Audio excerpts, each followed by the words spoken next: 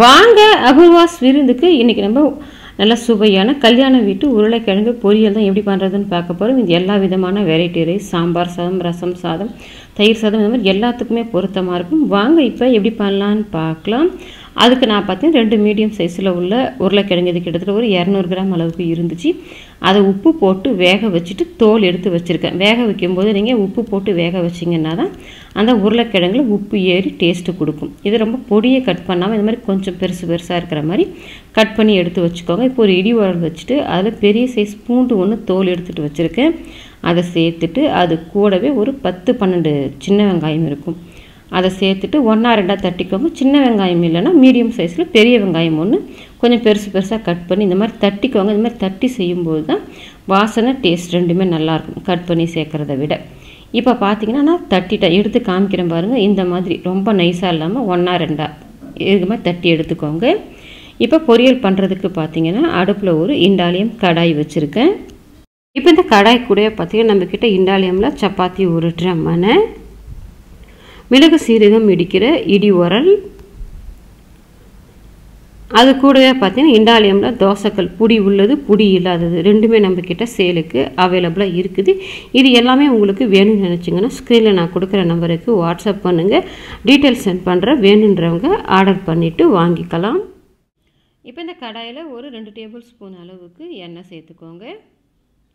எண்ணெய் காஞ்சிடுச்சு. தாளிக்கிறதுக்கு 1 டீஸ்பூன் கடுகு, 1 டீஸ்பூன் உளுத்தம்பருப்பு சேர்த்துட்டு கடுகு பொரிஞ்சிட்டு உளுத்தம்பருப்பு நல்லா செவந்து வரணும். இப்போ பார்த்தீங்கன்னா கடுகு பொரிஞ்சிட்டு உளுத்தம்பருப்பு நல்லா செவந்து வந்துடுச்சு. இப்போ இதில் நம்ம இடித்து வச்சுருந்த அந்த சின்ன வெங்காயம் பூண்டை சேர்த்துட்டு 1 கொத்து கருவேப்பிலை, அது கூடவே 2 பச்சை மிளகாய் கட் பண்ணலை, முழுசாகவே தான் சேர்த்துக்கிறேன். அதில் காரம் வராது, வாசனைக்காக மட்டும்தான். இப்போ அதை சேர்த்துட்டு இந்த வெங்காயம் பூண்டு பச்சைத்தன்மை போயிட்டு நல்லா கொஞ்சம் நிறம் மாதிரி வதங்கி வரணும். இப்போ பார்த்தீங்கன்னா வெங்காயம் பூண்டு ரெண்டுமே நல்லா நிறம் மாதிரி இந்த அளவுக்கு வதங்கி வந்துடுச்சு. இப்போ இதில் காரத்துக்கு ஒரு 1.25 டீஸ்பூன் அளவுக்கு வீட்லேயே அரைச்ச குழம்பு மிளகாத்தூள் சேர்த்துக்கிறேன். அதை சேர்த்துட்டு அது கூட 1/2 ஸ்பூன் சோம்புத்தூள், 1/4 ஸ்பூன் மஞ்சத்தூள். நம்ம உருளைக்கிழங்கு வேக வைக்கும் போது அதுக்கு உப்பு சேர்த்தாச்சு. இந்த மசாலா வெங்காயம் பூண்டுக்கு மட்டும் கொஞ்சமாக உப்பு சேர்த்துட்டு நல்லா கலந்து விடுங்க. அடுப்பை சிம்மில் வச்சுட்டு நல்லா வதக்கி விட்டிங்கன்னா நிறம் மாறாது, அதோட பச்சைத்தன்மை போயிட்டு நல்லா வதங்கி வந்துடும். சிம்மில் வச்சு வதக்குங்க, இல்லைன்னா கரிஞ்சி போயிடும். இப்போ நல்லா அந்த பச்சை வாசனையெல்லாம் போய் வதங்கி வந்துருச்சு. இப்போ இதில் ஒரு 1/2 டம்ளர் அளவுக்கு மட்டும் தண்ணி சேர்த்துக்கோங்க. என்ன தான் நம்ம எண்ணெயில் நல்லா வதக்கி விட்டாலுமே அதோட பச்சைத்தன்மை நமக்கு கொஞ்சம் தெரிகிற மாதிரி இருக்கும். இந்த மாதிரி தண்ணி சேர்த்து கலந்து விட்டுட்டு நல்லா வந்து எண்ணெய் பிரிஞ்சு வர்ற வரைக்கும் தொக்கு பதத்துக்கு வரும், அது வரைக்கும் விட்டுக்குவாங்க.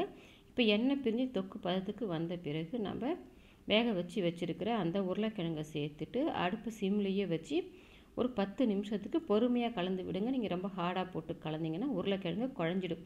இந்த மாதிரி 10 நிமிஷத்துக்கு கலந்து விட்டிங்கன்னா அந்த உருளைக்கிழங்குல அந்த மசாலா எல்லாம் ஏறிட்டு டேஸ்ட் ரொம்பவே நல்லாயிருக்கும்.